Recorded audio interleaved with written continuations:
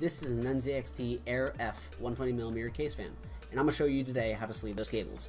Here's what you'll need.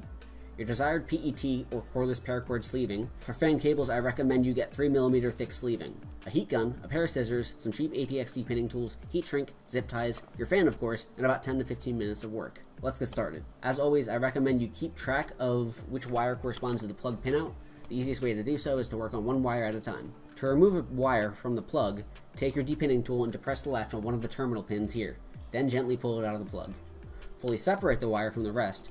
Then measure out how much sleeving you'll need for the first wire and add about 2 cm extra length and cut. To stop the sleeving from fraying out while working with it, put the heat gun on high and briefly melt the sleeving on one end, being careful not to melt it shut. Then take the melted end and feed it over the terminal pin and slowly pinch and press it onto the wire until it meets the fan hub. Next, melt the sleeving down to about 2 to 3 millimeters behind where the terminal pin is crimped onto the wire. Take a 2 cm long piece of heat shrink and put it onto the cable, but don't heat it yet. Insert the terminal into the plug until the latch clicks and give it a small tug to make sure it's secured. Now repeat the sleeving process for the other wires, and when they're all sleeved, slide the heat shrink down to where the sleeving meets the fan hub and heat it to shrink it, being careful not to melt the plastic on the fan. Cut this tab off on the back of the fan cage and trim this opening here, route the cables through, zip tie right here, stand back and admire your work.